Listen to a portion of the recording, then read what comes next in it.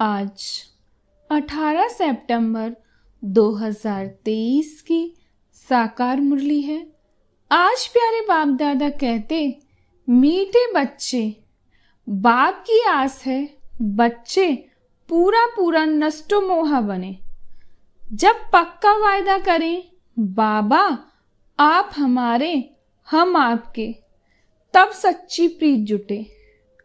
आज का प्रश्न है, रुद्र शिव बाबा द्वारा रचे हुए यज्ञ और मनुष्यों द्वारा रचे जा रहे यज्ञों में मुख्य अंतर क्या है? उत्तर है, मनुष्य जो भी यज्ञ रचते उसमें जौ तिल आदि स्वाहा करते, वह मटेरियल यज्ञ है। बाप ने जो यज्ञ रचा है यह अविनाशी ज्ञान यज्ञ है। इसमें सारी पुरानी दुनिया स्वाह हो जाती है। दूसरा है, वह यज्ञ थोड़े समय तक चलते। यह यज्ञ जब तक विनाश न हो तब तक चलता रहेगा। जब तुम बच्चे कर्मातीत अवस्था तक पहुंचेंगे तब यज्ञ की समाप्ति होगी।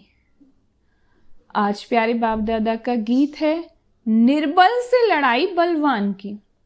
ओम शांति। अभी ये बच्चे जानते हैं, इनको पाठशाला भी कहेंगे और ज्ञान यज्ञ भी कहेंगे। पाठशाला के हिसाब से एम ऑब्जेक्ट तो जरूर चाहिए। अभी यह ज्ञान यज्ञ का यज्ञ भी और पाठशाला भी है। यह रुद्र ज्ञान यज्ञ है। वे लोग इनकी कॉपी करते हैं, मैटेरियल यज्ञ रचते हैं, उनमें जौ तिल आदि की आहुति डालते हैं और दूसरा फिर बहुत बड़ा यज्ञ भी रचते हैं, जहां चारों तरफ शास्त्रों को दिखाते हैं। बहुत बड़ी जमीन ले लेते हैं, फिर चारों तरफ चावल घी आटा आदि सब रखते हैं और दूसरे तरफ शास्त्र भी सब रखते हैं। जो शास्त्र मांगो वह सुनाएंगे। फिर वहां यज्ञ में स्वा भी करते रहते। बाप कहते हैं, यह रुद्र तो मेरा नाम है। कहते भी हैं रुद्र भगवान ने ज्ञान यज्ञ रचा था, इसका नाम पड़ गया है रुद्र ज्ञान यज्ञ। जैसे नेहरू के बाद नाम रखते हैं नेहरू मार्ग, नेहरू पार्क आदि। अब रुद्र तो भगवान शिव, उसने ही रुद्र ज्ञान यज्ञ रचा है। इस यज्ञ से पुरानी सृष्टि की आहुति पड़ती है। यह कोई की बुद्धि में थोड़े ही होगा। कितनी बड़ी सृष्टि है, कितना दूर दूर शहर है, सब इस अविनाशी यज्ञ में आहुति पड़ जाएंगे। पुरानी दुनिया का विनाश तो जरूर होना है, फिर नई दुनिया बनेगी। विनाश होने में नेचुरल कैलेमिटीज भी मदद करती है। तो यह है रुद्र राजस्व अश्वमेघ अविनाशी ज्ञान यज्ञ। अविनाशी माना जब तक विनाश हो तब तक चलता रहे। ऐसा यज्ञ कितना चलता नहीं है, बहुत 1 मास चलाएंगे। गीता भी 1 मास सुनाते हैं। अब बाप समझाते हैं, मैंने यह ज्ञान यज्ञ रचा है। यह है राजस्व अश्वमेघ, यानी तुम्हारा जो रथ है उनको स्वा करना है, बलि चढ़ना है। उन्होंने नाम दूसरा रख दिया है। दक्ष प्रजापति का यज्ञ दिखाते हैं, उसमें घोड़े को जलाते हैं। बड़ी कहानी है। बाप समझाते हैं, यह मेरा अविनाशी ज्ञान यज्ञ। अविनाशी द्वारा अविनाशी यज्ञ ऐसे नहीं कि सदैव चलता रहेगा। जब सारी दुनिया के स्वा होने का समय आए तब तक यह ज्ञान यज्ञ चलना है, क्योंकि बाप है ज्ञान का सागर। भक्ति के तो ढेर शास्त्र हैं, ज्ञान का सागर बाप है, तो जरूर उनके पास नया ज्ञान होगा। बाप अपना पूरा परिचय देते हैं और फिर सृष्टि चक्र कैसे फिरता है यह भी समझाते हैं, जिससे आत्मा त्रिकालदर्शी बनती है। त्रिकालदर्शी पने का ज्ञान और कोई दे न सके। एक तो ज्ञान को धारण करना, दूसरा तुम बच्चों को योग बल से विक्रमाजीत बनाना है। जन्म जन्मांतर के पापों का बोझा जो सिर पर है वह जलने में टाइम लगता है। कितने वर्ष हुए हैं तो भी कर्मातीत नहीं हुए हैं। कर्मातीत अवस्था तब आती तब यज्ञ भी समाप्त होता है। यह बहुत बड़ा भारी यज्ञ है। आसार भी देखते हो, तैयारियां भी हो रही हैं। आगे चलकर तुम देखेंगे नेचुरल कैलेमिटीज की भी तैयारी हो रही है। कभी जोर से फ्लड्स होंगे, कभी अर्थक्वेक, कभी फेमन, अकाल होगा। वो लोग तो गपोड़े मारते हैं कि 4 वर्ष का प्लेन बनाया है, फिर अनाज बहुत आ जाएगा। अरे खाने वाले मनुष्य भी बहुत जास्ती हैं। सिर्फ मनुष्य थोड़े ही, टिड्डियां, मक्कड़ आदि भी तो खा जाते हैं। फ्लड्स आते हैं, बहुत नुकसान कर देते हैं। यह बेचारों को पता नहीं पड़ता। तुम जानते हो फेमन आदि पड़ना जरूर है, आसार दिखाई पड़ते हैं। थोड़ी लड़ाई लग जाए तो अनाज आना भी बंद हो जाए। आगे लड़ाई में कितने स्टीमर्स डूबे थे, 1-2 का बहुत नुकसान किया था। बाप कहते हैं 5000 वर्ष पहले भी यज्ञ रचा था, अब तुम राजयोग सीखे थे। यज्ञ रचा जाता है ब्राह्मणों द्वारा। गीता में तो लड़ाई आदि की बातें लिख दी हैं। संजय आदि भी है। यह सब है भक्ति मार्ग की सामग्री। यह भी अविनाशी है। फिर से भक्ति मार्ग में वही सामग्री निकलेगी। रामायण आदि जो भी शास्त्र निकले हैं फिर निकलेंगे। जिनों की राजधानी चली, अंग्रेज आए, मुसलमान आए, यह सब होके घर फिर आएंगे, फिर भी पार्टीशन होगा। इन बातों को तुम जान सकते हो।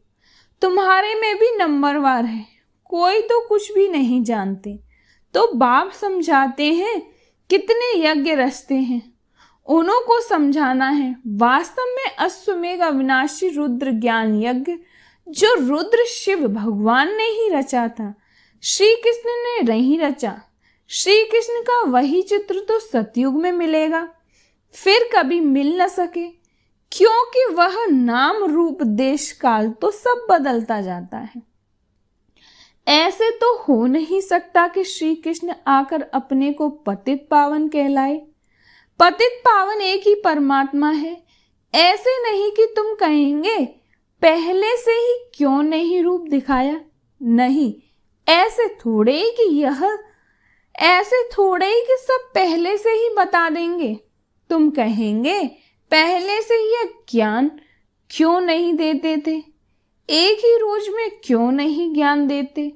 परंतु नहीं, यह तो ज्ञान सागर है, सो जरूर आहिस्ते आहिस्ते सुनाते रहेंगे। ऐसे थोड़े ही कि सब एक ही टाइम पढ़ लेंगे, नंबरवार पढ़ेंगे और पढ़ाई में टाइम लगता है। इसका नाम ही है अविनाशी रुद्र ज्ञान यज्ञ। अब यह तो कहाँ भी लिखा हुआ नहीं है, शास्त्रों में निमित्त मात्र सिर्फ अक्षर है। भारत का प्राचीन सहज राजयोग, अच्छा प्राचीन कब, शुरुआत में, तो जरूर इस अविनाशी ज्ञान यज्ञ से ही स्वर्ग बनाया होगा। बाप कहते हैं मैं आता हूं कल्प कल्प संगम युगे। उन्होंने भूल कर दी है, टाइम भी बदल दिया है। फिर सतयुग की आयु लाखों वर्ष लिख दी है, गपोड़े लगा दिए हैं। यह तो 4 भाग, स्वास्तिक में भी 4 हिस्से कर देते हैं। ज्ञान और भक्ति, आधा कल्प ज्ञान दिन, आधा कल्पी भक्ति रात। ज्ञान की प्रालब्ध मक्खन मिलता है, भक्ति की प्रालब्ध छाछ मिलती है। गिरते गिरते खत्म हो जाते हैं। नई दुनिया को फिर पुराना जरूर बनना है। कलाएं कम होती जाती हैं, इसलिए अब इनको भ्रष्टाचारी विशेष कहा जाता है। आसुरी दुनिया है ना, तुम जानते हो। इन भक्ति आदि से करने से कभी भगवान नहीं मिल सकता। भक्ति तो करते ही आए हैं, बंद होती नहीं। अगर भगवान मिल जाए तो भक्ति बंद हो जाए। आधा कल्प भक्ति तो चलना है। यह सब बातें मनुष्यों को समझानी पड़ती हैं। दुनिया कैसे नहीं बनती, इसका चित्रों में साक्षात्कार कराना है। पुरानी दुनिया खत्म हो फिर नई दुनिया स्थापन होती। अब एग्जीबिशन प्रदर्शनी आदि की किसी बड़े से ओपनिंग करानी होती है, मदद तो लेनी पड़ती है ना। उनको फिर थैंक्स दी जाती है, बधाई देने के लिए तार दी जाती है। कितने बड़े बड़े टाइटल अपने ऊपर रखवा दिए हैं। श्री श्री का टाइटल भी रख लिया है। श्री श्री बाप समझाते हैं श्रेष्ठाचारी दुनिया थी, अब भ्रष्टाचारी है। फिर बाप श्रेष्ठाचारी बनाने आए हैं। वह फिर पहले से ही अपने ऊपर श्री नाम रख देते हैं। वास्तव में श्री लक्ष्मी श्री नारायण सतयुग में ही कहा जाता है। राजाओं को श्री का टाइटल कभी नहीं देते थे, उनको फिर हिज होलीनेस कहते हैं। सबसे बड़े हिज होलीनेस लक्ष्मी नारायण की राजाएं भी पूजा करते हैं, क्योंकि वह पवित्र हैं, खुद पतित हैं। पावन राजाओं को हिज होलीनेस कहा जाता है। अभी तो हिज होलीनेस के बदले बहुत टाइटल सबको दे देते हैं। श्री श्री कहते रहते हैं। अभी बेहद का बाद तुमको श्री बना रहे हैं। नई दुनिया कैसे स्थापन होती है चित्रों पर भी समझा सकते हैं। हम भ्रष्टाचारी से श्रेष्ठाचारी बनाने की सेवा करते हैं। आप ओपनिंग करो, उन्हें समझाना चाहिए कि सेकंड में जीवन मुक्ति गाया हुआ है ना। समझाने वाला बड़ा एक्टिव होना चाहिए, फुर्त होना चाहिए। मिलिट्री वाले कितने टिप टॉप रहते हैं। तुम बच्चों को नाम कितना बड़ा है, शिव शक्ति सेना। यह ज्ञान मिलता ही अबलाओं अहिल्याओं को है। यहाँ की बातें बड़ी वंडरफुल हैं। उच्च ते उच्च भगवान को और पढ़ाते देखो किन्हों को है। अहिल्याएं कुब्जाओं को भगवान वाच, उन्हों को राजयोग सिखलाता हूँ।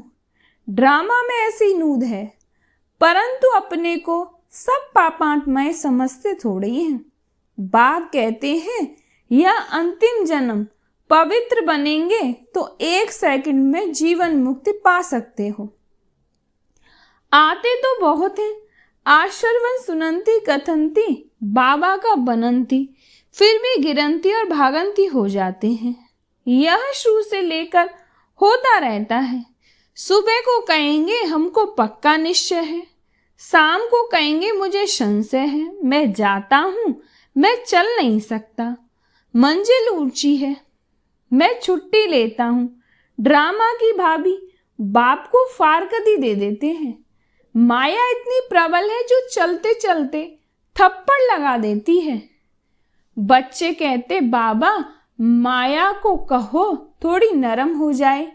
बाबा कहते मैं तो माया को कहता हूँ खूब गरम हो। बाप कहते हैं खबरदार रहना, ऐसे नहीं माया थप्पड़ मार दे और तुम फंस पड़ो। तुम मांगते ही हो जनक मिसल, ग्रस्त व्यवहार में रहते जीवन मुक्ति पाए।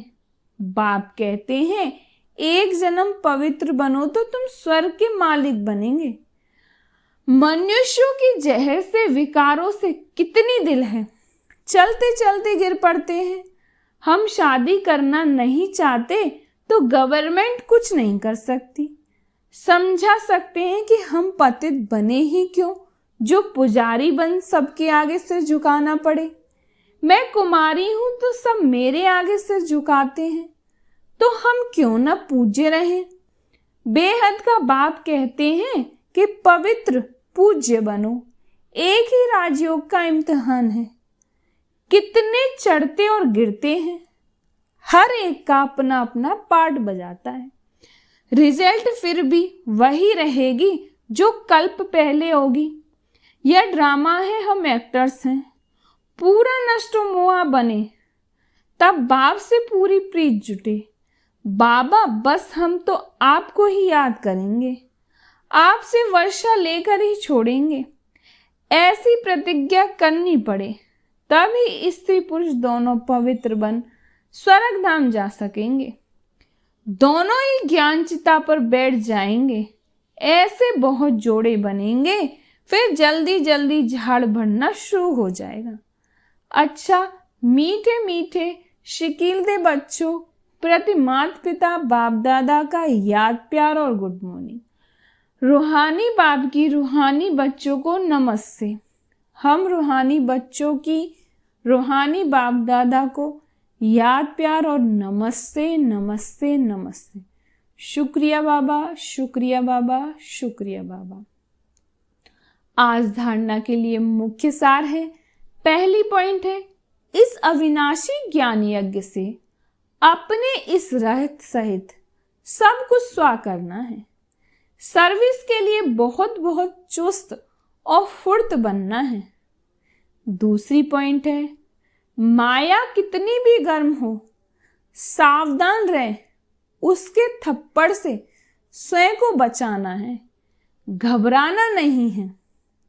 आज प्यारे बाप दादा का वरदान है, दया भाव को धारण कर सर्व की समस्याओं को समाप्त करने वाले मास्टर दाता भव। दया भाव को धारण कर सर्व की समस्याओं को समाप्त करने वाले मास्टर दाता भव। जिन आत्माओं के भी संपर्क में आते हो, चाहे कोई कैसे भी संस्कार वाला हो, अपोजिशन करने वाला हो, स्वभाव के टक्कर खाने वाले हो, क्रोधी हो, कितना भी विरोधी हो, आपकी दया भावना उसके अनेक जन्मों के कड़े हिसाब किताब को सेकंड में समाप्त कर देगी। आप सिर्फ अपने अनादि आदि दातापन के संस्कारों को इमर्ज कर दया भाव को धारण कर लो तो ब्राह्मण परिवार की सर्व समस्याएं समाप्त हो जाएंगी। आज प्यारे बाप दादा का स्लोगन है, अपने रहमदिल स्वरूप व दृष्टि से हर आत्मा को परिवर्तन करना ही पुण्यात्मा बनना है। अपने रहमदिल स्वरूप व दृष्टि से हर आत्मा को परिवर्तन करना ही पुण्यात्मा बनना है। अच्छा, ओम शांति।